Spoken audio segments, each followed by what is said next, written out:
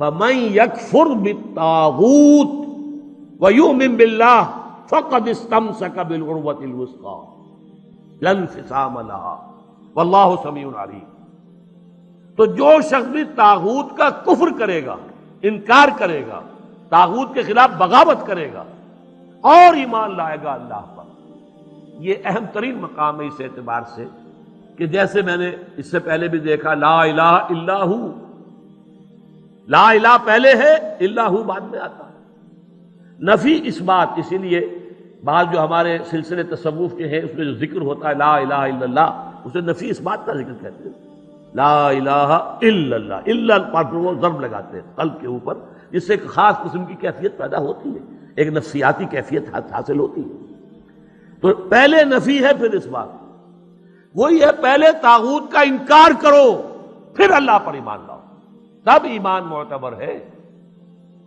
طاغوت کسے کہتے ہیں؟ طغا سے بنا ہے، طغا طغیانی، دریا اپنے حدود کے اندر بہ رہا ہے لیکن اب یہ کہ اس کی پانی ادھر چھلک گیا ہے، اپنے حدود سے کناروں سے نکل گیا، اسے کیا کہتے ہیں؟ طغیانی، طغیانی آئی ہوئی ہے، طغیانی۔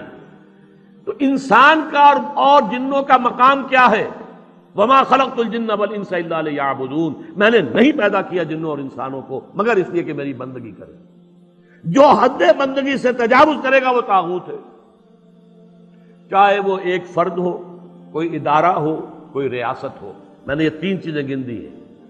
انفرادی حیثیت سے میں اپنے حد بندگی سے تجاوز کرتا ہوں، اگر زندگی آمد برائے بندگی، زندگی بے بندگی شرمندگی، اگر میں حد بندگی سے تجاوز کر گیا تو میں طاغوت ہوں۔ کوئی ادارہ آپ نے بنایا ایسا جس میں لمیٹیشن نہیں ہے اللہ کے احکام کی، بلکہ اس کے اندر آپ نے اپنی اتھارٹی جو ہے وہ بڑی مطلق رکھی ہوئی ہے، طاغوت ہے۔ ریاست آپ نے قائم کی، حاکمیت عوام کے لیے یا حاکمیت کسی ایک خاندان کے لیے، وہی طاغوت ہے۔ اس کی نفی، اس کا انکار، اس کے خلاف بغاوت کر کے ایمان لاؤ گے تو ایمان معتبر ہے۔ اور اگر طاغوت سے دوستی بھی چل رہی ہے، طاغوت کی چاکری بھی ہو رہی ہے، انگریز کی ملازمت بھی کر رہے ہیں، انگریز کی فوج میں شامل ہو کر خانہ کعبہ پر جا کر گولیاں بھی چلا رہے ہیں، انگریز کی فوج میں شریک ہو کر اور جنرل ایلن بی کو یروشلم کا قبضہ لے کر دے رہے ہیں، لیکن ساتھ ہی تہجد بھی پڑھ رہے ہیں۔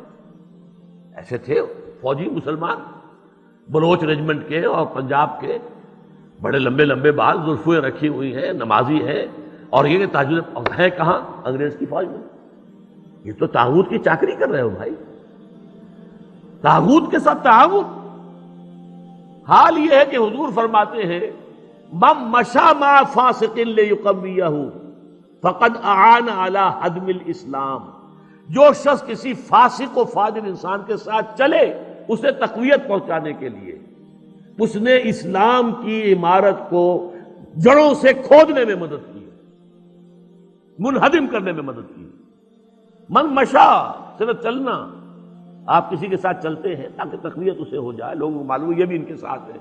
من مشا مع فاسق، فاسق کافر بھی نہیں، فاسق، لیقویہ، تاکہ اسے تقویت پہنچائیں۔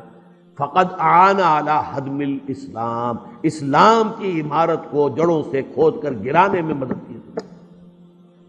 ایک اور حدیث میں آیا اذا مدح الفاسق، جب کسی فاسق کی مدح کی جاتی ہے، غضب اللہ تعالی واہتز لہ العرش، اللہ تعالیٰ انتہائی غضبناک ہوتے ہیں اس درجے کہ عرش کانپنے لگتا ہے،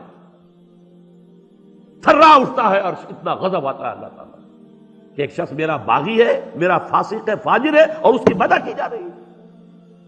اب اس کی روشنی میں آپ اپنے طرز عمل کا جائزہ لیجیے۔ لگے ہوئے ہم اسی نظام کی چاکری میں، اسی نظام کو تقویت پہنچانے میں۔ کہاں ہے اللہ کے ساتھ؟ ان سے ہم نے کہاں بغاوت کی؟ بغاوت کے کم سے کم یہ سمجھیے 3 درجے ہیں۔ سب سے کم کیا ہے؟ نظام سے شدید نفرت ہو، ترک تعاون ہو، ترک موالات ہو، یہ نیگیٹو حصہ ہے صرف۔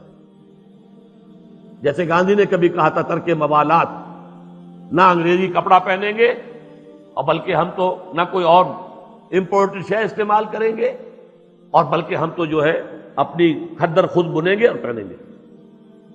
ترک موالات، ترک تعاون، عدم تعاون، یہ پہلا درجہ ہے۔ طاغوت کے ساتھ موالات نہ ہو، دوستی نہ ہو، چاکری نہ ہو، محبت نہ ہو، بلکہ ترک تعاون، ترک موالات اور دل میں شدید نفرت۔ اگلا مرحلہ کیا ہے؟ طاغوت کے خلاف زبان سے جہاد کرنا۔ یہ کام غلط ہے، ہم اسے پسند نہیں کرتے، ہم اس میں تعاون نہیں کریں گے، زبان سے بھی ایک اعلان کرنا۔ اور آخری مرحلہ ہے سب سے اونچا، طاقت کے ساتھ اس طاغوت کو ملیا میٹ کر کے حق کا نظام قائم کرنے کی جد و جہد کرنا۔ یہ ہے اصل مطلوب۔ الآن جیسے کہ مجھے واقعہ یاد آ گیا حضور کا، کہ حضور اور حضرت عمر ساتھ ساتھ چل رہے ہیں، کوئی چہل قدمی ہے یا کچھ اور معاملہ ہے۔ حضور پوچھتے عمر تمہیں مجھ سے کتنی محبت ہے؟ عرض کیا کہ حضور آپ مجھے دنیا کے ہر انسان سے زیادہ محبوب ہیں۔ اب آپ آنکھوں میں آنکھیں ڈال کر پوچھتے ہیں اور اپنی جان سے؟ اب ایک تو اندازہ کیجئے کہ یہ سوال کسی ایسے شخص سے نہیں کیا جا سکتا جس سے ذرا بھی بال برابر بھی بودھ ہو دل میں، تو خالص وہ بہت ہی مقرب ہوگا، اسی سے یہ بات کہی جائے گی۔ اپنی جان سے؟ تو حضرت عمر نے تھوڑا سا توقف کیا، پھر عرض کیا ہاں اب میں کہتا ہوں کہ ہاں آپ مجھے میری جان سے بھی زیادہ عزیز ہیں۔ فرمایا الآن، اب پہنچے ہو تم اس مقام پر کہ جہاں ہونا چاہیے۔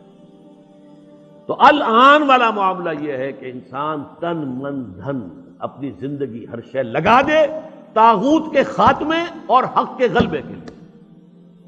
وہ ہے جہاں سے بات شروع ہوئی تھی، لگا دو، کھپا دو، صرف کر دو۔ یا ایھا الذین آمنوا انفقوا مما رزقناکم من قبل ان یاتی یوم لا بیع فیہ ولا خلۃ ولا شفاعۃ والکافرون هم الظالمون۔ اس روش کو اختیار کرنے سے انکار کرنے والے ہی تو کافر اور ظالم اور مشرک ہیں۔ وَمَن یکفر، اب میں دیکھیے دو حدیثیں بھی آپ کو سنا دیتا ہوں، میں نے تو ترتیب الٹی بتائی تھی۔ ہم کمزور لوگ ہیں تو کمزور ترین درجہ پہلے بیان کر دیا کہ طاغوت سے دلی نفرت ہو، تعاون نہ ہو۔ اس سے اوپر یہ کہ زبان سے جہاد اس کے خلاف کیا جائے، اس سے اوپر ہے طاقت کے ساتھ جہاد کیا جائے۔ لیکن حدیث میں آتا ہے اوپر سے نیچے کی طرف، من رأى منکم منکرا فلیغیرہ بیدہ، تم میں سے جو شخص بھی کسی منکر کو دیکھے، بدی کو دیکھے، اس کا فرض ہے کہ اسے اپنی قوت سے، طاقت سے، ہاتھ سے بدلے۔ فَإِن لَمْ يَسْتَطِعْ، اگر اس کی طاقت نہیں ہے، استطاعت نہیں ہے یا ہمت نہیں ہے، یہ دونوں چیزیں ایک دوسرے کے ساتھ ہی ہوتی ہیں، فَبِلِسَانِهِ، تو کم سے کم زبان سے تو اس کے خلاف بات کرے، گونگا شیطان تو نہ بن کے بیٹھ جائے۔ فَإِن لَمْ يَسْتَطِعْ، اگر اس کی بھی طاقت نہیں ہے، ہمت نہیں ہے، فَبِقَلْبِهِ، تو دل سے شدید نفرت رکھے، وَذَلِكَ أَضْعَفُ الْإِيمَانِ، یہ ایمان کا کمزور ترین درجہ ہے۔ دل میں نفرت بھی نہیں ہے تو ایمان ہے ہی نہیں، ایمان کی نفی ہے مطلق۔ دوسری حدیث سن لیجئے، یہ تو ہے مسلم شریف کی روایت حضرت ابو سعید خدری سے رضی اللہ تعالیٰ عنہ۔ مسلم شریف ہی کی دوسری روایت ہے عبداللہ ابن مسعود سے رضی اللہ تعالیٰ عنہ۔ حضور فرماتے ہیں ما من نبی بعثہ اللہ فی امتہ قبلی الا کان لہ حواریون و اصحاب، اللہ تعالیٰ نے کسی بھی قوم میں، امت میں مجھ سے پہلے جب بھی کسی رسول یا نبی کو مبعوث کیا تو اس کے کچھ نہ کچھ صحابہ، کچھ نہ کچھ حواری ہوتے تھے۔ حواری حضرت عیسیٰ کے صحابہ کو کہتے ہیں، صحابہ جو ہیں حضور کے ساتھی ہیں۔ تو ہر نبی کے کسی کے کم کسی کے زیادہ کچھ نہ کچھ تو ہوتے ہی تھے نا۔ وہ کیا کرتے تھے حواری اور صحابہ؟ یقتدون بامرہ ویاخذون بسنتہ، اپنے اس نبی کی سنت کو مضبوطی سے پکڑ لیتے تھے اور ان کے حکم پر عمل کرتے تھے۔ ثم انہا تخلف من بعدہم خلوف، پھر ہمیشہ ایسا ہوتا رہا کہ کچھ عرصے کے بعد ایسے ناخلف لوگ آ جاتے تھے امت کے اندر، یقولون ما لا یفعلون ویفعلون ما لا یؤمرون، کہ جو کہتے تھے وہ کرتے نہیں اور کرتے وہ ہیں جس کا حکم نہیں ہوا۔ نئی سے نئی رسمیں، نئی سے نئی بدعات جن کا کوئی ثبوت نہیں، کوئی حکم نہیں، کوئی ثبوت ہی نہیں کہ دور صحابہ میں بھی کوئی ایسا کام ہوتا، تو وہ تو ایجاد ہو رہی ہیں اور ان کے اوپر پیسے بھی لگ رہے ہیں، تقریبات بھی ہو رہی ہیں، سب کچھ ہو رہا ہے، اور جو اصل سنت ہے وہ ترک۔